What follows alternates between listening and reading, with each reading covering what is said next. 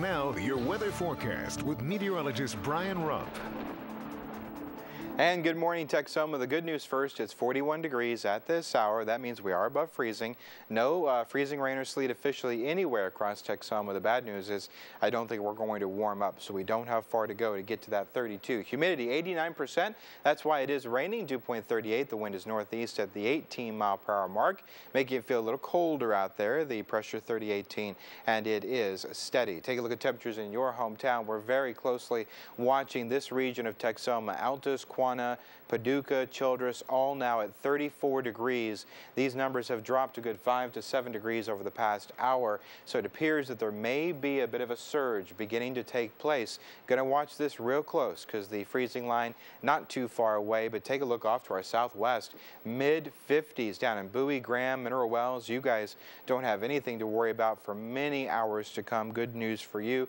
The rest of us will have to worry about ourselves. Take a look at wind gusts. Winds are picking up. It's now gusting to 35 miles an hour in Altus, 32 in Frederick, 31 in Lawton. Those are the largest numbers. Factor that temperature, that wind together. What does it feel like? A wind chill right now, 20 degrees in Altus, and it's only going to go down from here. Feels like freezing in Wichita Falls, and it feels like 55 in Graham. So another amazing gradient over just a few counties across the state line. So bundle up as you're heading off to school or work on this Thursday morning. Here is a check of our Storm Warn 3 radar across the region. We find a large band from Vernon over to Wichita Falls, a secondary band from Frederick to Lawton over off to the east. But now we're seeing more and more analysis returns coming in that this may be beginning to change over to some freezing rain. That's what the purple is indicating towards Childress, also to the north of Altus. So we're going to keep a close eye on that. We're also going to check the current conditions on the ground to see if we can get some ground truth that the changeover has already started. But we'll keep a close eye on it for you. Here's the forecasted amount of ice accumulation possible for Wichita Falls, 1/4 of an inch. Further off to the north and west, we're looking at a potential of 3/4 of an inch of ice, and that is a pretty big difference. You get to the 3/4, and as you well know, we have a good infrastructure in Texoma as far as power lines and structures. It's the trees we need to be more concerned about. They have a hard time handling that weight. Sometimes it can bring them down. So that's what we're going to keep our eye on as we go through the afternoon hours. Want to let you know if you're traveling, here are some numbers. Write these down so you have them.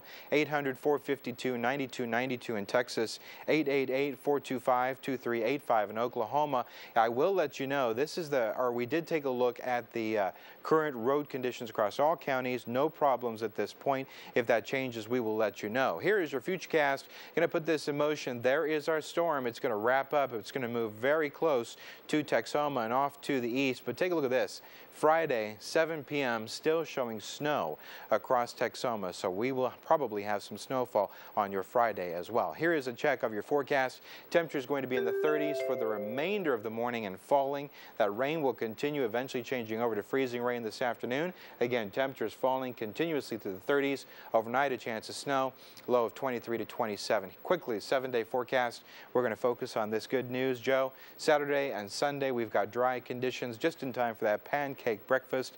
But we want to encourage everyone, stay tuned, because as you and I know, Joe, things can change quickly in Texoma with cold air.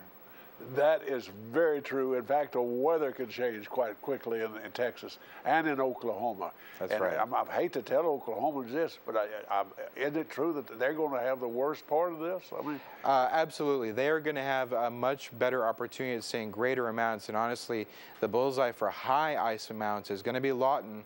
They could easily see 3/4, maybe even more on an isolated basis. So take it seriously. Take some precautions now. Well, I'll tell you folks, there was a year, I can't remember. It has to be 15 or 20